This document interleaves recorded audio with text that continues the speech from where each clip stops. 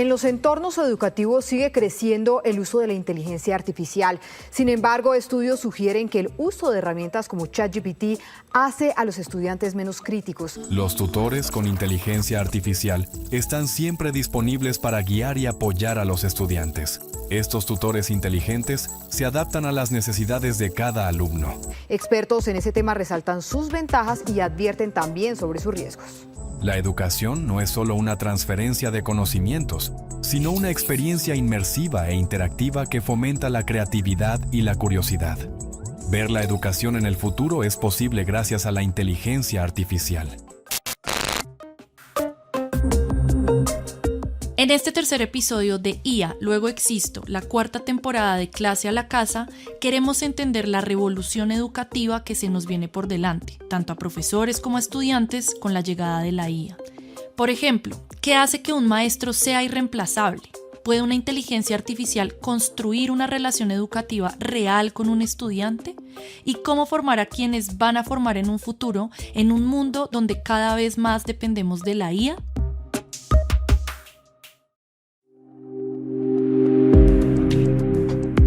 Bienvenidos a IA Luego Existo, la cuarta temporada de Clase a la Casa, un podcast producido por 070 Podcast. En esta temporada exploraremos, desde el arte hasta la medicina, cómo la llegada de la inteligencia artificial a nuestras vidas abre nuevas conversaciones sobre nuestro día a día, nuestra visión del mundo y sobre nuevos horizontes del presente y del futuro. Porque entender la IA nos ayuda a decidir en qué sociedad queremos vivir.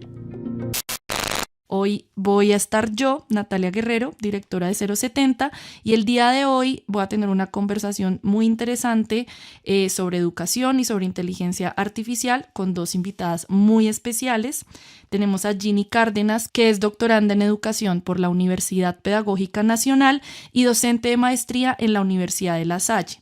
Ginny se centra en la integración crítica de tecnologías emergentes como la inteligencia artificial en los procesos de enseñanza y aprendizaje. Tiene experiencia tanto en el diseño de estrategias pedagógicas con IA como en la formación de docentes para que comprendan, usen y evalúen estas tecnologías desde una perspectiva ética, humanista e inclusiva. Ginny, ¿cómo estás? Y muchas gracias por estar acá el día de hoy. Hola, no, muchas gracias a ustedes. Es bastante interesante hacer parte de este tipo de ejercicios tan constructivos hoy.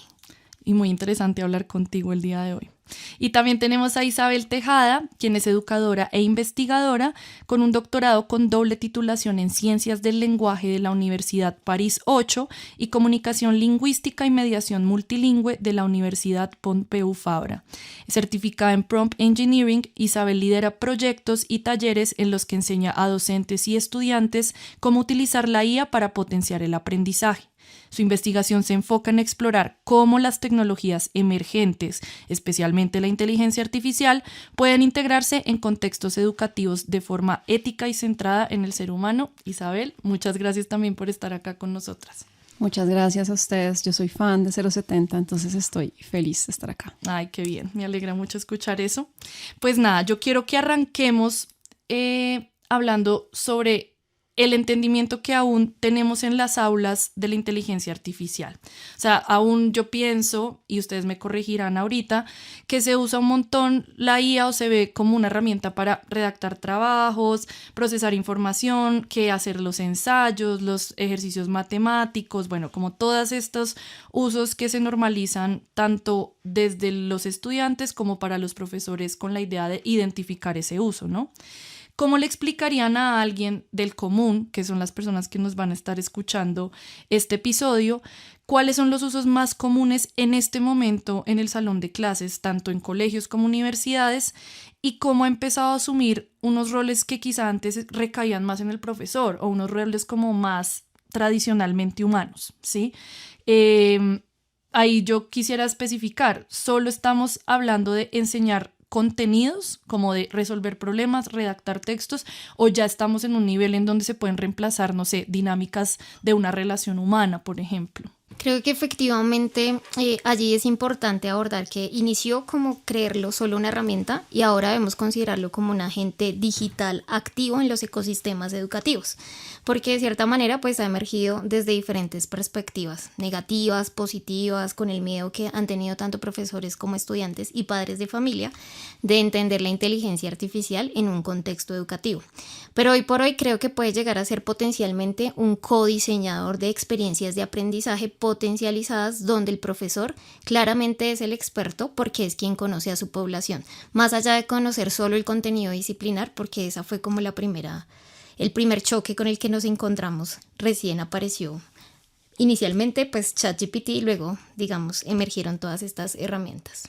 Yo coincido con la perspectiva de Ginny en algo muy puntual, y es que en el aula en este momento muchas personas lo están viendo como una herramienta todavía, y no es una herramienta, es mucho más que una herramienta. Yo de hecho la veo como una interlocutora.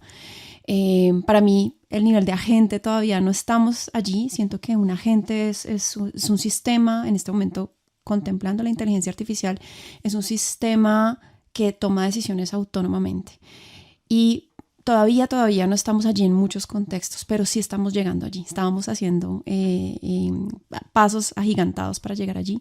Entonces, verla como una interlocutora es hacia donde yo creo que podemos llegar, para, por un lado, no suplantar esta visión del ser humano, de qué aporta el ser humano, pero también no verla como desde una perspectiva tan instrumental, tan utilitarista, de simplemente yo le subo material y que me cree algún tipo de recurso educativo, sino que vaya mucho más allá de eso. Yo ya voy a interactuar con un sistema que es muy competente en muchas cosas, y saber hacer eso, saber interactuar con esos sistemas, para mí va a ser la clave de lo que va a pasar con la educación. Pienso entonces que es una situación como de se está usando para esto, pero tiene el potencial de convertirse en algo mucho más enorme. Y yo ahí quisiera que habláramos de ejemplos, es decir, ahorita en el día a día, ¿para qué se está usando específicamente? No sé, solucionar tanto en los estudiantes como en los profesores, ¿no? Como en los estudiantes los están usando para hacer ensayos, para, no sé, no pensar en clase, no sé, yo estoy acá dando un ejemplo, y podría llegar a usarse para esto, como para que entendamos un poco de qué estamos hablando. Bueno, digamos, hay diferentes usos, como por ejemplo el diseño o planeación de clase, entonces basado como en metodologías activas. Eso pues quita una carga al docente que antes pues tardaba bastante tiempo en sentarse a hacer su planeación. En la creación de contenidos, antes el rol del profesor era más de consumidor de contenido de la web. Hoy en día puede llegarse a crear o co-crear o modificar contenidos disponibles en la web mediante el uso de inteligencia artificial. Abordar, por ejemplo, plataformas de aprendizaje como que te manden alertas de automatización en rutas de aprendizaje, alertas donde el estudiante se está quedando estancado en un proceso, digamos, dinámico de ejercicio de alguna habilidad matemática, por ejemplo, puede ser uno de los usos más frecuentes que se está dando en el aula, y obviamente pues la evaluación y el feedback inmediato. Creo que son como los usos más comunes que se están dando en diferentes niveles en este momento. ¿Tú qué dirías, Isabel? Sí, ese uso de diseñar, de crear contenido, ha sido uno de los más populares que yo he visto también, con un enfoque que me parece particular, y es que yo veo que muchos profes están rediseñando instrumentos que ya habían hecho. Y a mí me parece muy interesante ver esto como un caso, como un ejemplo, porque, por ejemplo, las rúbricas de evaluación, ¿sí? O las matrices de evaluación, que son pues como estas cuadrículas que nos indican desempeños. Entonces ahorita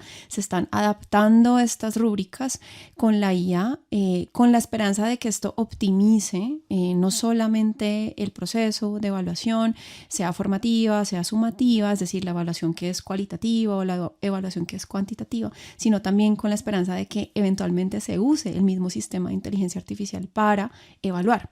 Entonces, eso es bien interesante, porque entonces ya no solamente se diseña el instrumento, sino que se diseña para un proceso. Allí hay mucho de largo y de ancho que comentar, pero esto para mí es una de las cosas que más me parece comunes y que están viéndose en las aulas de clase. La segunda, también haciéndole un poco de zoom a lo que Ginny decía, es que hay mucha adaptación en esa creación de contenidos o en esa creación de materiales, de recursos, a lo que llamamos programas individualizados de ajustes razonables o programas de inclusión. Esto ya yo lo veo todos los días. Entonces yo ya tengo un estudiante que tiene algún tipo de neurodivergencia, entonces yo ya le pido a cualquier sistema de IA que cree, adapte un material para esto. Y esto también tiene de largo y de ancho y pues hay que tomarlo con pinzas realmente. Sí, iba a decir eso porque es como uno se emociona de pensar que esta herramienta, wow, puede cambiar la realidad, el acceso a educación de mucha gente, pero también cuáles son como los riesgos o las preguntas que nos deberíamos hacer ahí. Sí, ahí yo quiero retomar dos cosas que dice Isa, y es no solo el rediseño de esas rúbricas, sino también yo lo he notado mucho en la formación de profesores que tengo a cargo, y es también el rediseño de esas planeaciones. A veces nosotros como profesores utilizamos metodología de aprendizaje basado en casos, aprendizaje basado en problemas, pero cuando vamos a ver la actividad de aprendizaje aplicada en el aula o aplicada en una plataforma en modalidad virtual, carecemos mucho de la realidad de la implementación de esa metodología y nos vamos por una evidencia de aprendizaje que va a un producto mucho más mínimo que lo que implica analizar un caso, resolver un problema, establecer ese contexto. Entonces creo que esa posibilidad de análisis que le está dando al profesor como autocrítica, ejercicio de autocrítica de qué habíamos hecho en ese diseño y qué puedo hacer ahora, es bastante interesante. ¿Qué opinan de esa formación de profesores que no sé si sigue pasando en este momento, pero yo he escuchado muchos profesores que hablan de la inteligencia artificial solo para enfrentar el mismo uso de la inteligencia artificial? Es decir, es que ahora este nuevo programa ayuda a cachar plagios en 5 segundos o el uso de inteligencia artificial, y yo siento que pues es uno de los usos más básicos que podría haber, pero yo no sé si eso también tiene que ver como con este miedo por parte de la docencia al cambio, como decir, esta tecnología me va a reemplazar a mí, es como solamente me voy a formar para identificarla y rechazarla en todas sus maneras, pero no sé ustedes qué dirían. Sí, yo sí siento que hay un miedo al reemplazo, hay un miedo a perder el rol del poder en el aula, pero esto no es un miedo nuevo, que eso es algo importante que tenemos que tener en cuenta. No es un miedo nuevo porque ya no solamente la tecnología ya existía, entonces estaba el miedo a la calculadora, estaba el miedo a Google, estaba el miedo a Wikipedia, y hemos ido aprendiendo a convivir con esto. Entonces sí es muy interesante porque ahora cada vez más las generaciones que están educadas y criadas, que han tenido toda su vida dispositivos digitales, pues ya esto hace parte de su realidad y hay una brecha generacional que hay que tener ahí en mente. Entonces, ¿cómo los profes están realmente anticipándose a esto? Una de las reacciones es el miedo, pero yo no diría que es la única, ¿sí? Uh-huh. También hay una reacción que es como de abrazarla. Entonces me parece muy importante y no me gusta pensar en que ya en este momento estamos hablando de prohibir la IA o de detectar el plagio, porque siento que cada vez más estamos entendiendo que la solución es pedagógica. Es decir, si tú eras de los profes que pedías un ensayo, en este momento hay que replantearse no el ensayo como artefacto pedagógico que puede representar un resultado de unas competencias de aprendizajes, sino qué estoy enseñando yo a través del ensayo. ¿Qué estoy enseñando yo a través de un texto expositivo? Entonces creo que es devolvernos a preguntas que son fundacionales, pedagógicas, importantísimas, que claro, entrados en un modo de piloto automático en la docencia, pues no es una pregunta fácil, es pedirle a un profe que cambie, lo que decía Ginny, pues toda su planeación. Y pues se puede apoyar en la IA para hacer esto, afortunadamente, y lo puede hacer más rápido, pero sí este miedo es parte, diría yo, de un abanico de muchas otras emociones que se están sintiendo en este momento, ¿sí? Entonces muy ambivalentes, hay emoción de sorpresa, pero también hay emoción de angustia de qué va a pasar el día de mañana con esto que va tan rápido. Claro, no, es que lo que hablas es casi que revolucionar el sistema educativo. Totalmente. Que no es fácil pues enfrentarse a esa realidad. Yo creo que siguen existiendo los dos grupos, digamos como que están dispuestos a reaprender, a desaprender para aprender sobre esa tecnología, y los grupos que están todavía como reacios a dejarla ingresar, ¿sí? Tanto a nivel superior como en contextos de educación básica, intermedia. Sin embargo, aquí es importante establecer que esos procesos formativos de los profesores deberían fomentar escenarios de espacios críticos frente al uso. ¿En qué momento la debo usar? Porque pues claramente hay habilidades y competencias que debemos desarrollar en esos ciudadanos que normalmente tenemos en el marco de un salón, 40, 30 ciudadanos que estamos formando mínimo a diario los profesores.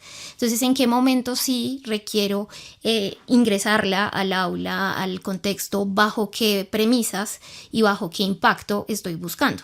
Ni volvernos totalmente dependientes de, ni tampoco en contra de, sino reconocerla para establecer, digamos, cuáles son sus potencialidades y cuáles pueden llegar a ser sus riesgos. Creo que en esa medida deberíamos encontrar ese punto de equilibrio entre los dos grupos que todavía existen claramente.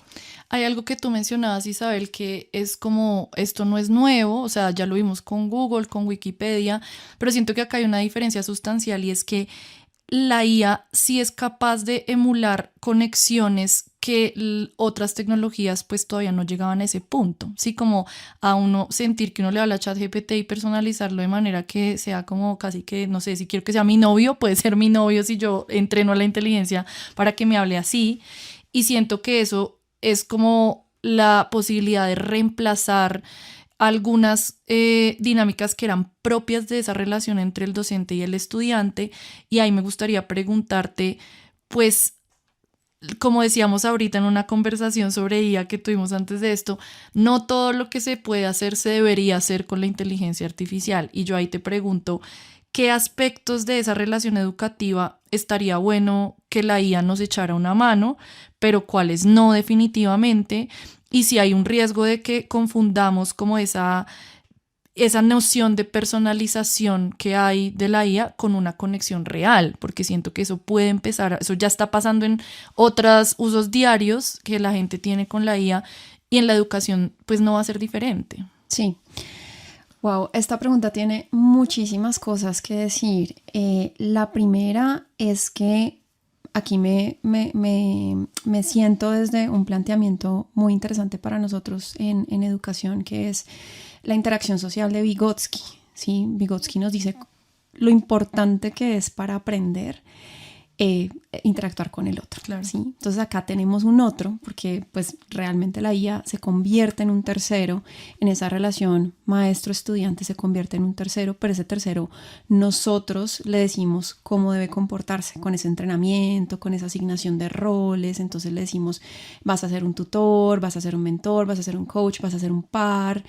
Entonces en esa interacción yo veo un potencial enorme, ¿sí? Un potencial realmente valioso de mediación, también usando términos vygotskianos. Entonces, esa mediación para mí es algo que le falta muchísimo al sistema educativo, por lo que decía Ginny ahorita, tenemos 30, 40 personas en un aula, un profesor no puede mediar el aprendizaje de todos, sí, con la calidad que quisiéramos. Claro. Entonces, eso es algo que también muchas empresas están usando como el producto, ¿sí? Entonces yo te creo un tutor, entonces Khan Academy tiene el tutor, te ofrece el tutor, lo vende, le sale mucho más barato a una familia pagar un tutor con IA que pagar un refuerzo escolar. Real, claro, obviamente. Entonces esto es gran parte del producto, uno de los productos del mercado que van a ver las empresas educativas. Entonces, y eso tiene un potencial enorme, pero también muchos riesgos por la sobrepersonalización, que es lo que tú, un poco hacia dónde va tu respuesta. Entonces, ya no vamos a tener mediaciones, ¿sí? No solo personalizadas, sino también generalizadas. Entonces, van a asumir cosas sobre ti a partir de sesgos, a partir de data, de muchas cosas que pueden pasar. Entonces, allí viene otra vez el tema, y es como quiénes van a estar educando, ¿sí? Quiénes van a hacer las mediaciones realmente. Entonces yo creo que el profe nunca puede perder ese rol de estar allí presente. Para mí el término, la frase es estar presente, ¿sí? El profe tiene que estar presente en el proceso de aprendizaje, y ese proceso requiere observar, escuchar atentamente, estar pendiente, estar al tanto de lo que pasa. Y ya el último punto relacionado con esto tiene que ver con la importancia de ver estos sistemas como evolutivos, ¿sabes? O sea, esto lo estamos diciendo hoy y en poco tiempo esto va a cambiar muchísimo, ¿sí? Con el desarrollo de agentes, con el desarrollo de dispositivos, que ya va a pasar, o ya está pasando, o sea, ya hay gafas, ya hay relojes, ya hay anillos que están conectados ahí. Entonces, entre más nosotros en la educación aprendamos a coexistir, a convivir con estos sistemas, creo que mejor preparados vamos a estar. Por ahí lo voy viendo. Eso es muy complicado también de la IA, que siento que es diferente a otras tecnologías, y es esa capacidad de actualización diaria. O sea, lo que estamos viendo hoy, ya mañana hay otras 3 ChatGPT y cosas parecidas, artefactos, elementos. A mí me gustaría preguntarte, Ginny, sobre esta capacidad de actualización, de qué manera problematiza la conversación que estamos teniendo. Y también ahorita Isabel mencionó los posibles sesgos. ¿Qué sesgos han podido identificar como en ese avance de incorporación de la IA en el ámbito educativo? Sí, yo quisiera decir algo que me parece fundamental con este tema de la privacidad y los datos, y es 2 cosas conectando también con la pregunta anterior. Cómo estos sistemas están entrenados en este momento, están teniendo algo que se llama el sesgo de complacencia, ¿sí? Un sesgo de complacencia, es decir, están entrenadas literalmente para hacerte caso y darte gusto. Y adularte. Y adularte, ¿sí? Entonces, en inglés se llama sycophantic el término, y es adulatorio, ¿sí? Entonces, te dan todo lo que quieres, lo que pides. Entonces, esto, volviendo al tema que nos compete, que es el educativo, es terriblemente peligroso, porque puede alentar, ¿sí? Alentar comportamientos que son dañinos, comportamientos dañinos para la sociedad, para la persona en sí, y allí viene mucho lo de los datos privados también. Entonces, en esas conversaciones que tú dices que se vuelven muy, muy íntimas con la IA, pues las personas no solamente comparten pues parte de su psique, ¿no? De cómo piensan, de cómo sienten, de cuáles son sus ideologías y demás, sino pues que eso en muchos casos, y el New York Times sacó hace poco un reportaje muy extenso al respecto de cómo ya hay personas que han perdido la vida, ¿sí? Al respecto. Entonces es muy fuerte verlo. A mí este tema de la complacencia, ¿cómo es que se llama en inglés? El adulatorio en inglés, sycophantic. Sycophantic. Me lleva a un tema que me inquieta un montón, y es el proceso de aprendizaje está pues lleno de intentos y lleno de errores y lleno de momentos en donde nos tenemos que exprimir el cerebro para entender o para dejar de equivocarnos. Hace pocos días, un grupo de investigadores de MIT publicó un estudio que daba como conclusión que la gente que estaba usando inteligencia artificial como que mostraba una mayor erosión en la actividad cerebral. Es decir, como que la gente que más usa inteligencia artificial está usando menos el cerebro y puede registrarse incluso como la actividad cerebral. Creo que hicieron este estudio con 54 personas. O sea, nos volvemos más perezosos a nivel cerebral, lo cual a mí me aterra. Y ahí me hace quererles preguntar, porque el proceso de aprendizaje está lleno precisamente de error, de prueba y ensayo, de todos estos procesos que quizá nos toca repetir para llegar a un resultado, a una respuesta. Pero cuando todo está dado de entrada, sin ese espacio al error o como sin ese espacio como para desarrollar el pensamiento, ideas, ¿qué pasa con el futuro de la educación? Yo tengo allí, porque ese es mi temazo. Yo soy profesora de mentalidad de crecimiento, entonces para mí esto ha sido, realmente yo llegué a esto, sí, tengo un background de lingüista y me encanta todo lo que es procesamiento natural del lenguaje, pero a mí una de las cosas que más me interpeló como pedagoga fue las implicaciones que tú acabas de mencionar. Es decir, me preocupa mucho lo que es el esfuerzo cognitivo, perder el esfuerzo cognitivo, la valoración del esfuerzo cognitivo y decir, yo ya no tengo que hacer esto, ¿sí? O yo voy a buscar el atajo más fácil y rápido para hacer esta tarea. Entonces, en la clase que yo dicto, explico que uno desarrolla una mentalidad de crecimiento sí o sí si está enfrentado a los obstáculos, exacto, el esfuerzo, ¿sí? Los retos, a equivocarse, a perderle miedo al error. Y no lo digo yo, lo dice la teoría de este tema. Entonces, en mi clase reflexionamos mucho sobre eso y han salido cosas muy interesantes, porque allí es donde viene esto que decías tú ahora de la revolución educativa, y es que es darnos cuenta de que hay mucho todavía de evaluación tradicional, evaluación enciclopédica, no tanto que el estudiante piense por sí solo, sino que pues memorice, y memorizar está muy bien, hay que memorizar y poner a trabajar la memoria. Sí. De todas las formas, pero qué hacer con esas habilidades, qué hacer con esa información, con ese conocimiento, es algo que todavía en muchas aulas no se está dando, y ahí es donde va a entrar la IA y va a suplir muchas cosas, porque el estudiante pues no se ve estimulado, y creo que la estimulación es parte de ese crecimiento. Yo quiero ahí, digamos que tocarlo con pinzas, en el sentido que el estudio efectivamente, pues obviamente uno dice MIT, o sea, le tiene todo el respeto del mundo, y eso generó sensación en redes y todo el mundo compartió. Sí. Y yo preguntaba, bueno, ¿cuántos compartieron después de la lectura completa del artículo? Claro. Y no solo, digamos, del gancho del título.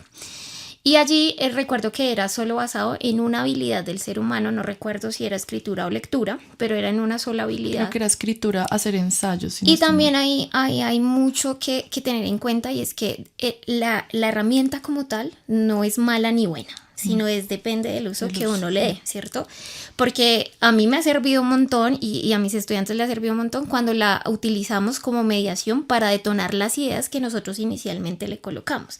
Entonces debe ser un ciclo donde empieza y termina en el ser humano, ¿sí? No donde empieza en la herramienta y termina en la herramienta, porque le estamos dando absolutamente todo el poder. Y viene nuevamente lo de adulación. Sí. Y es que tú le vas a decir como, ¿qué te parece esto? Me parece maravilloso, está perfecto. Entonces es como esa generación y esa programación de motivarte para que tú te sientas bien, en vez de generar un proceso donde entra fuertemente el profesor a decir, oye, espérame, porque acá tienes ciertas falencias, ciertas deficiencias, vacíos donde puedes contrarrestar esto.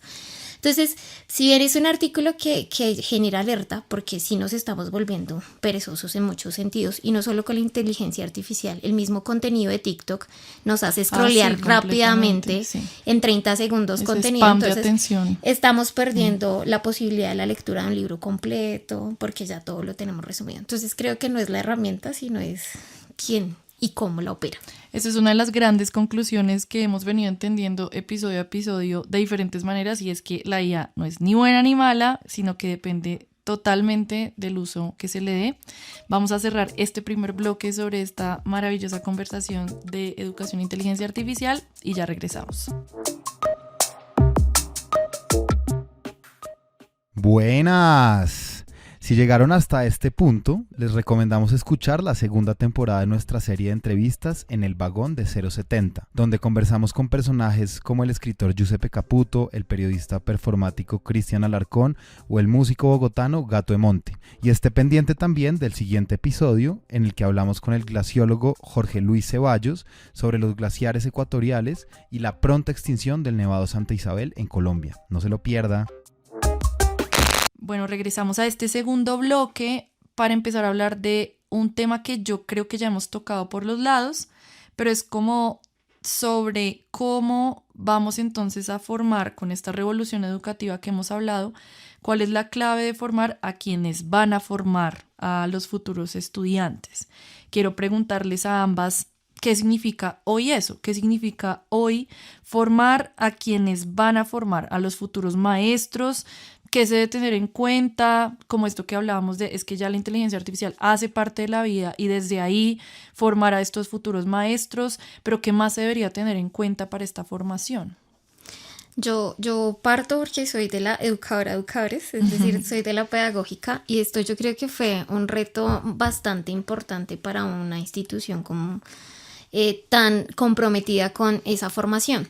Y yo creo que más allá de instrumentalizar las clases, es decir, de llevar la herramienta que está en tendencia, porque tú misma lo decías, o sea, lo que hoy está un hit, ya mañana pasa absolutamente, sí. Lo hemos visto en las grandes industrias tecnológicas como Google y OpenAI. Es como llevarlos a pensar y analizar críticamente cuáles, por qué y para qué yo voy a ingresar a esta herramienta en mi planeación, en mi mediación, en qué momentos y en qué momentos voy a construir ese diálogo con mis estudiantes como esa formación de sujetos sociopolíticos, y no lo digo políticamente desde los polos que manejamos en el país, sino desde esa postura crítica y reflexiva de la toma de decisiones informada. Entonces es recordar que estamos formando constantemente esos ciudadanos. Entonces creo que más allá de darle pues la capacitación digital o la alfabetización digital que claramente se necesita, es pensar en la alfabetización digital más allá del uso de la tecnología, sino el uso consciente o consentido de la inteligencia artificial en estos procesos. Claro, que siento que también es un llamado como a la autonomía de algo que tú mencionabas ahorita. No todo tiene, o sea, la idea es que no empiece y termine en la máquina, sino como que arranque y sea parte de un proceso, pero siempre igual tener la cabeza centrada en la autonomía. Uh-huh. Sí, yo agregaría que los docentes deben enseñar a interactuar con la IA, que es algo que me parece fundamental. Es decir, un docente tiene que aprender, pues en este momento hablamos mucho de prompts, pero los prompts ya están siendo un poco mandados a recoger y ya estamos hablando de entrenar. Yo, por ejemplo, en mis formaciones ya lo que hago es entrenar para hacer workflows, que son flujos de trabajo con una interacción sostenida de la IA. Entonces, el maestro tiene que saber hacer esto para poder enseñar a su vez a sus estudiantes cómo interactuar con la IA mediante estos flujos de trabajo sostenidos. Entonces no solamente es como lánzale cualquier pregunta de cualquier forma, sino que esto también, y ya hay papers sobre esto que dicen que cuando una persona interactúa conscientemente desde un lenguaje consciente o de una verbalización consciente de lo que quiere, ¿sí? Se vuelve mucho más consciente, es decir, desarrolla metacognición, metalenguaje, ¿sí? Metadiscurso. Entonces es muy interesante porque es darse cuenta de que, pues sí, tú le tienes que meter a tu clase de historia, a tu clase de cualquier área, la enseñanza de prompts para esa disciplina o la enseñanza de workflows para esa disciplina, por un lado. Por otro lado, identificar, que esto para mí es fundacional, curricularmente, pues cuando esto es necesario. Y sobre todo una formación que ya pasaría la novedad inicial, ¿no? De la llegada de la IA. Entonces, usémosla para todo, hagamos esto, planeemos esto así, como que ya pasada esa moda o como esa gran ola de novedad que creo que ya un poco a poco ha ido bajando, pues ahí qué queda y para qué es realmente necesaria, ¿no? Mira que yo quiero abordar ahí algo y que va también muy relacionado con el prompt, y es que cuando enseñábamos la construcción de prompt decíamos, bueno, entre más estructurado el prompt, mejor va a ser el producto que te va. ¿Cómo le explicarías a la audiencia qué es un prompt? Por la IAG. El prompt entonces sería como esa orden que tú le das o esa instrucción que le das a la herramienta para que te genere un producto, ¿sí? Texto, imagen, video, audio, etcétera. Pero entonces vean de dónde surge, y surge de ese por qué que tanto le coartamos a los niños en sus primeras etapas de vida, porque tenemos a esos hijos o a esos estudiantes o a esos sobrinos que no comen cuento, que siempre te están cuestionando por qué. No sé si la sociedad, los padres, nosotros los profesores o en general hemos coartado que a medida que van creciendo les evitamos cuestionar todo y los llevamos a ese consumo de contenido del experto disciplinar. Y hoy en día la inteligencia nos cambió todo ese chip. O sea, debemos volver a fomentar en diferentes edades que se cuestionen y que cuestionen absolutamente todo lo que les está dando. Porque ese por qué ahí toma importancia en la generación del prompt. Es la importancia del preguntar y cuestionar de manera adecuada a esa herramienta. Es verdad, también es como una manera de ver el vaso medio lleno con la llegada de la inteligencia artificial frente al desarrollo como esas capacidades críticas, ¿no? Correcto. Hay un tema que quiero que toquemos y es, hasta ahora hemos hablado del modelo educativo como algo general, como algo casi que genérico, como el modelo educativo, pero yo quiero que lo aterricemos un poco más como al contexto colombiano. Hay algo que Ginny mencionó sobre la alfabetización digital. Yo siento que si bien pues sí, todavía tenemos grandes problemas de conectividad, de acceso a tecnología, de acceso a equipos, de acceso a internet, pues tenemos un problema aún mayor de alfabetización digital en territorios donde quizá ha llegado el Estado entregando ya sea equipos o conexión, pero donde todavía no ha habido la formación para poder entender cómo usar ese equipo, cómo poder usar esa conexión a internet. Todavía nos hace falta mucho para llegar ahí. A mí me inquieta mucho pensar en la llegada de la inteligencia artificial a la educación colombiana, porque no sé si de alguna manera va a seguir profundizando esas brechas tecnológicas que hay entre territorios, entre poblaciones, por ejemplo, entre poblaciones en ciudades y poblaciones rurales. No sé ustedes, con la experiencia que han tenido, cómo lo ven, si es algo que va a profundizar aún más esas desigualdades que tiene el país o si de alguna manera va a ayudar a cerrarlas. Yo tengo allí dos anécdotas, historias para contar.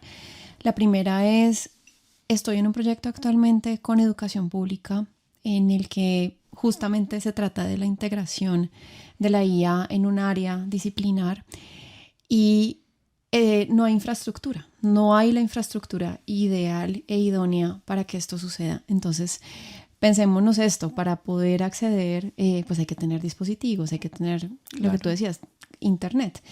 En unos colegios donde esto no existe, ¿cuál es la solución?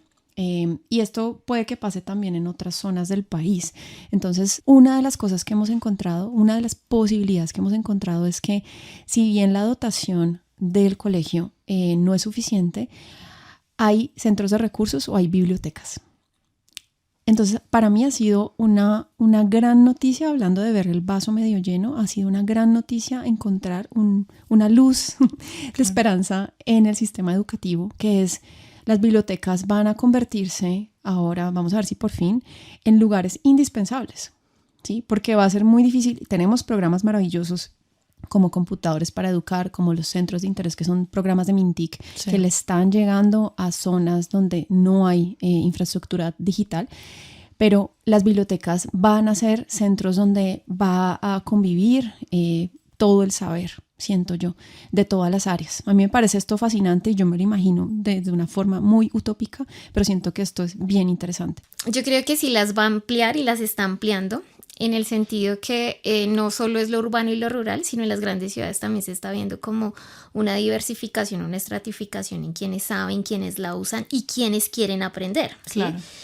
Digamos, si lo vemos desde políticas públicas, desde el 2013 el gobierno X, el que esté, no ha actualizado, digamos, ese marco de competencias digitales en formación docente. 2013, es decir, ya llevamos más de una década. Claro. Sí. Dos hitos bastante importantes y los profesores nos estamos formando es basados pues como en lo que está sucediendo en la dinámica, los que queremos, sí, los que nos engomamos con esto. Entonces digamos que también hay como una necesidad de pues autocrítica de bueno, no hay este proceso formativo desde una estructura de Estado, pero pues sí la podemos tomar desde un interés y creo que eso también incrementa la brecha y es que no todos estamos como en la dinámica de querer aprender y formarnos, no todos tienen los mismos recursos de infraestructura y pues de acceso a internet, entonces creo que de todas las formas y todas las variables sí se amplía bastante la brecha. Sí. Yo quiero que nos devolvamos un poquito de ese contexto más general colombiano al contexto más particular en el aula para seguir hablando de esa formación de los maestros, como que ahorita tocamos el tema de pues que entienda que esto va a estar incorporado, que es un proceso que ya va a integrar el uso de la inteligencia artificial. ¿Cómo se debería ver esto en el aula? Es decir, cómo los profesores acompañan estudiantes que ya de por sí entran con el chip instalado de la inteligencia artificial, que son las nuevas generaciones que vienen, pero a complementarlo con, no sé, la participación en clase, entendiendo que se van a equivocar, la lectura de, no sé, cómo leo yo el silencio de este estudiante, como ese componente más humano, como del tejido relacional.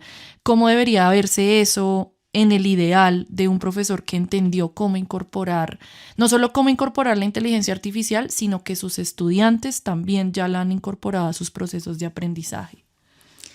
Yo creo que acá existe un ejercicio bastante interesante y también pasó en la pandemia, perdón que haga tanto énfasis, pero creo que no, es que fue clave, sí. Sí, neurálgico, y es que nosotros pensábamos en los nativos digitales y nos dimos cuenta en la pandemia que los nativos digitales usaban Facebook y medianamente. WhatsApp inmediatamente. Y lo mismo está pasando ahorita. Mis estudiantes usan inteligencia artificial generativa, pero para crear el ensayo que le pidió el profesor, para Exacto. crear el video que va a subir en Instagram. Pero más allá de ese uso, digamos, profundo de análisis de cómo puedo yo usar esa herramienta para aprender, creo que no, con miedo a equivocarme y con miedo a la generalidad. Entonces creo que allí el profesor debería entrar a potenciar cómo esta herramienta te va a ayudar a aprender algo nuevo o cómo te va a refutar. Habían unos ejercicios que hay en redes como el ejercicio socrático, ¿no? Entonces, digamos, cómo vamos a empezar a argumentar la capacidad de, digamos, de decisión, de argumentación frente a los ensayos. Bueno, sigue escribiendo el ensayo y lo puedes hacer con IA, pero ¿qué te dio la IA y qué aprendiste tú y cómo lo asumes? Entonces, creo que es en ese ejercicio pedagógico que entra a jugar esa mediación del profesor. Por eso es que la inteligencia puede emular muchas cosas humanas, pero es el profesor en la sensibilidad del aula que puede empezar a adaptar y a jugar con esas variables que no controla de manera directa la inteligencia artificial generativa. Sí, yo creo que esto se decanta a comprender cuál es la habilidad o la competencia que tú quieres desarrollar. Y hablando de inteligencia artificial, ¿dónde están los componentes éticos de eso que tú, o esa intersección, si se quiere, entre eso que yo quiero que desarrollen, llámese argumentación, y dónde está la ética transversal de eso que yo estoy enseñando? Entonces yo puedo decir, tú puedes en una primera etapa pensarte tu argumento, ¿sí? En una segunda etapa construir una frase de ese argumento, tercera etapa ya lo metes a la IA y le pides que lo refine, que te dé más ideas o algo así. Sí. ¿Y dónde está la ética en todo el proceso? Me parece fundamental. Yo creo que por alguna razón la ética siempre ha sido considerada una materia extra o algo que es como el saludo a la bandera, como que chuliemos esta casillita que se llama ética, pero realmente no podemos ya eludir la responsabilidad ética que esto trae. Entonces, si yo ya estoy co-construyendo una argumentación con cualquier sistema de IA, hay que aprender a declararlo, hay que aprender. Entonces yo sí veo en el microuniverso del aula, veo eso, veo una forma de encaminar a los estudiantes en co-pensar, co-crear, co-diseñar, que para mí va a ser muy interesante, va a ser sorprendente, nos va a llevar a otras cosas. Pero esto implica apuntarle a cosas pequeñas en el aula, que sean también medibles, como estamos haciendo. Esto replantea, no es poco, esto replantea incluso la prueba saber, ¿sí? Entonces ya en este momento tenemos un marco global, internacional, propuesto por la OSD, por Code.org y por la Comisión Europea, diciendo vamos a replantear toda la prueba PISA, ¿sí? A la luz de la inteligencia artificial. Entonces, esto no es menor lo que está pasando. Sí, claro. Por todos lados sí se siente muy grande, y esta gran pregunta que mencionas sobre la ética.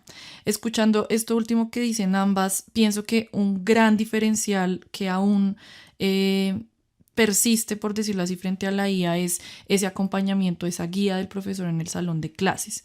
Hay algo que Isabel dijo frente a un papá que decide, bueno, voy a contratar a este tutor entrenado con IA o voy a contratar a este tutor humano, y pues a la final me cuesta más barato, me cuesta menos pues contratar una IA.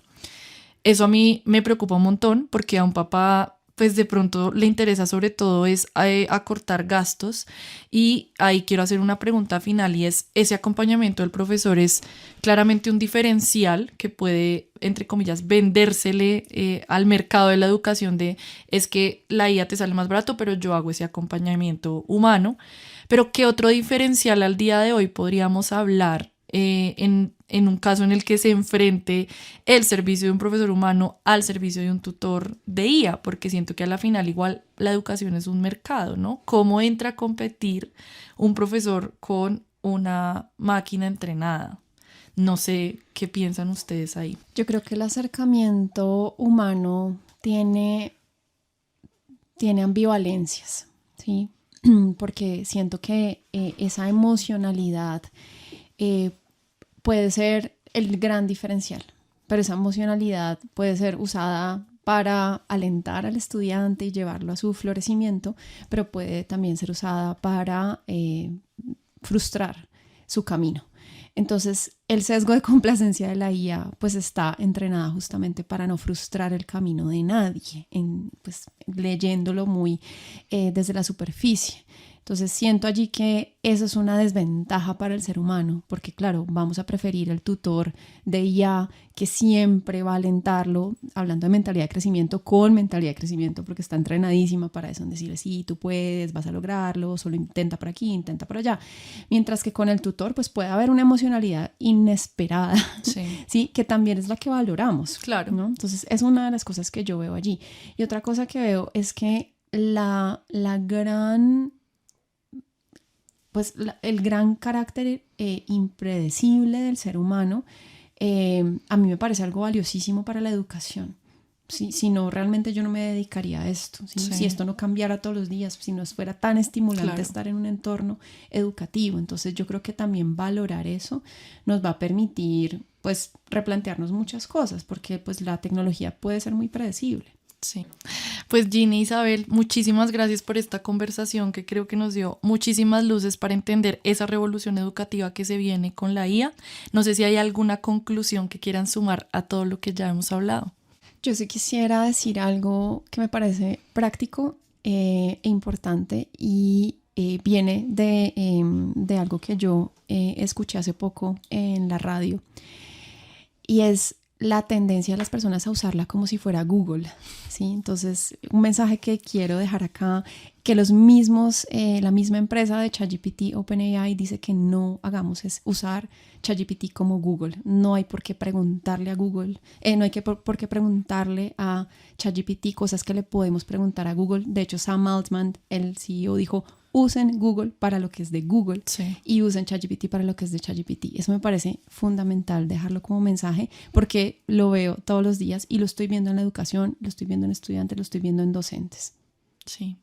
Nada, para mí el mensaje es como invitarlos, uno, pues a que no se desactualicen, dos, que no se saturen de herramientas, porque la herramienta no es la respuesta, sino es más bien como analizar de manera crítica todos los días qué está sucediendo, pero con pausa y respiración, porque también uno se satura de mucha información y a veces también esa infoxificación, es decir, esta cantidad de información que tenemos en la actualidad nos puede generar un muro, en este caso no de ladrillos como dice la canción de Pink Floyd, sino pues un muro de datos.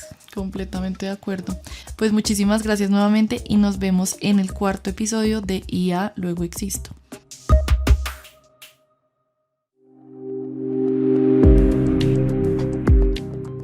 IA Luego Existo es la 4ª temporada de Clase a la Casa, un podcast producido por 070 Podcast. Isaac Vargas es nuestro productor y es conducido por Natalia Guerrero y Santiago de Narváez. Recuerden que pueden escucharnos en su plataforma de podcast favorita.